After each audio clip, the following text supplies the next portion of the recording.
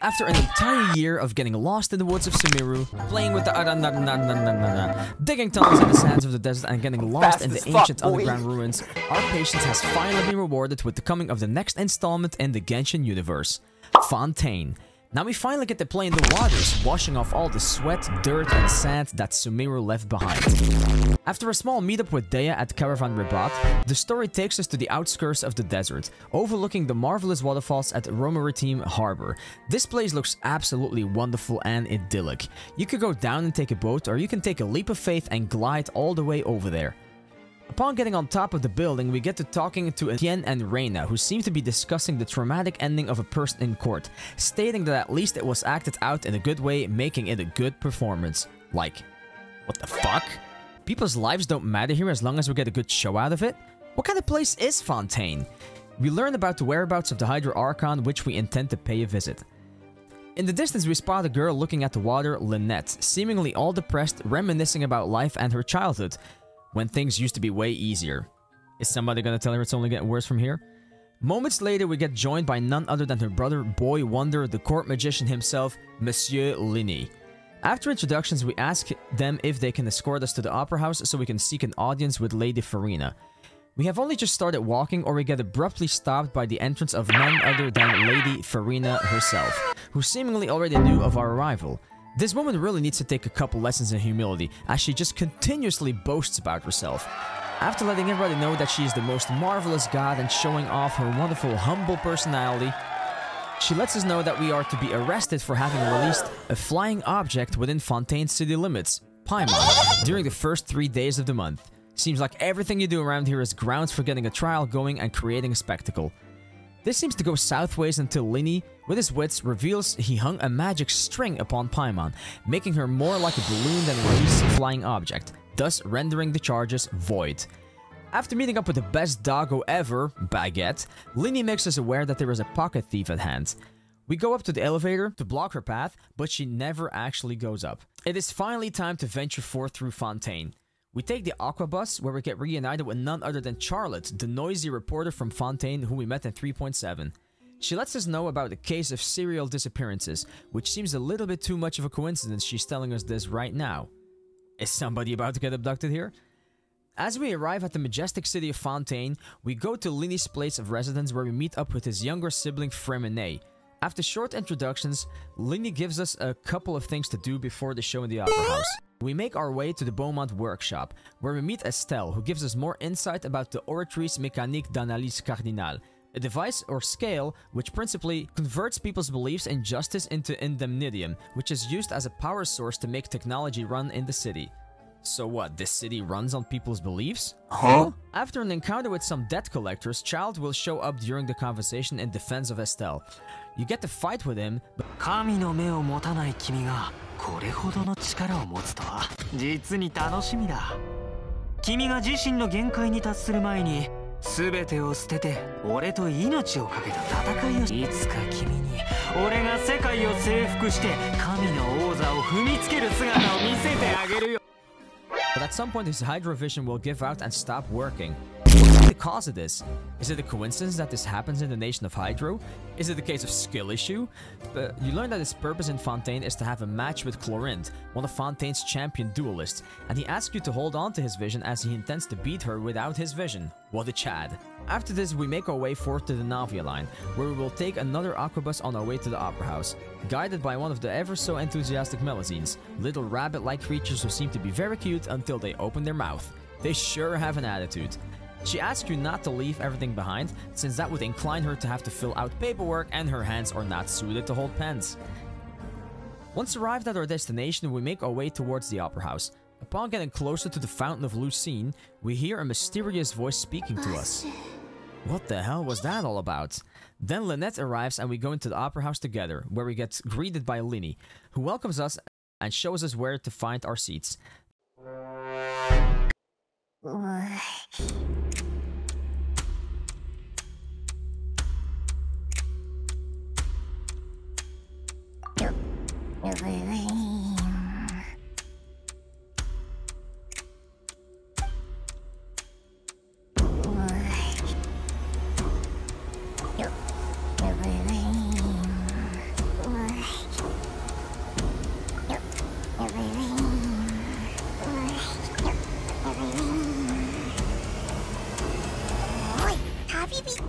この雰囲気に Fontaine's Chief of Justice.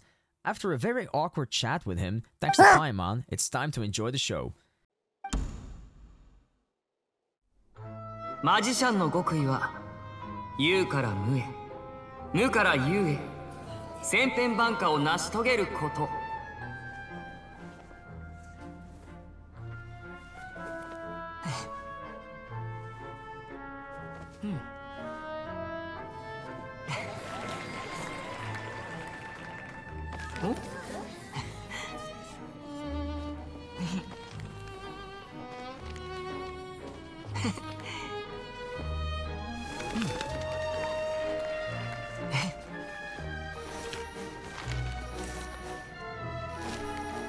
近頃の観客はみんな伝統的なマジックなんてとうに見飽きている。僕が唯一無二であると証明するにはどうすればいい？ここで難題を一つ。He displays a couple neat magic tricks before moving to a bigger trick where Lynette gets locked up in a water tank and has to try to escape. 注目の中、この水の牢獄から妹の姿を消してみせましょう。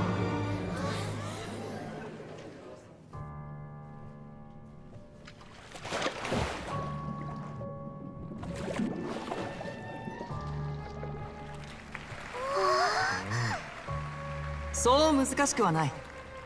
人を泡に変え脱出させるだけ。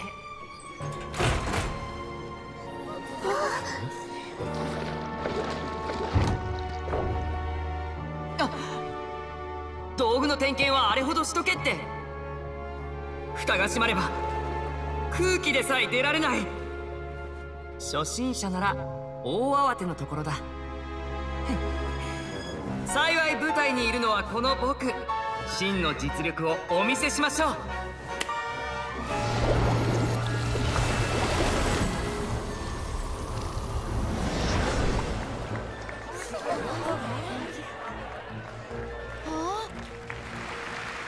リネット、まだいるかい？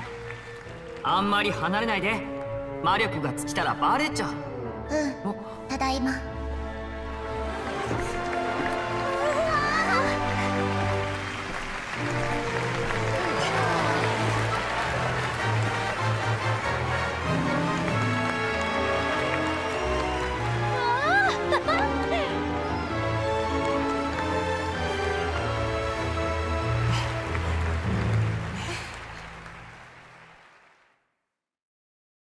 She manages, and no one understands how she did it.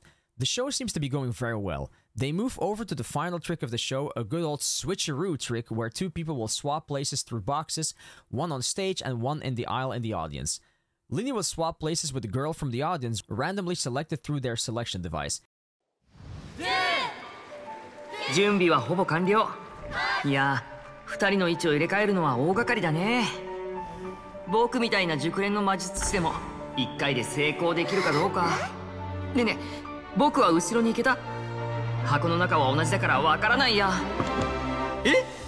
また失敗？ねえ、もう一度。ちょっと待ってて。もう。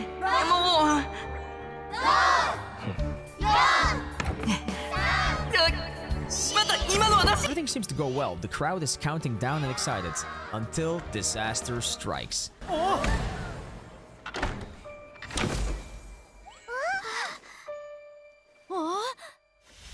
じゃじゃーん。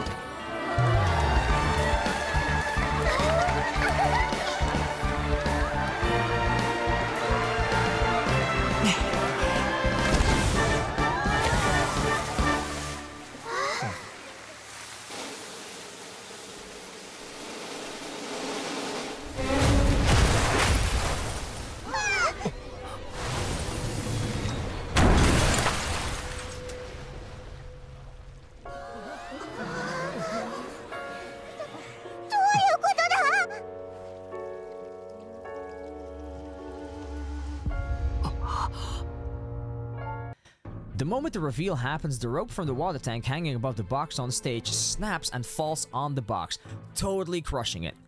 Upon inspection, it would seem that Lini's assistant Cowl was at the time in the box, thus got crushed and died on the scene.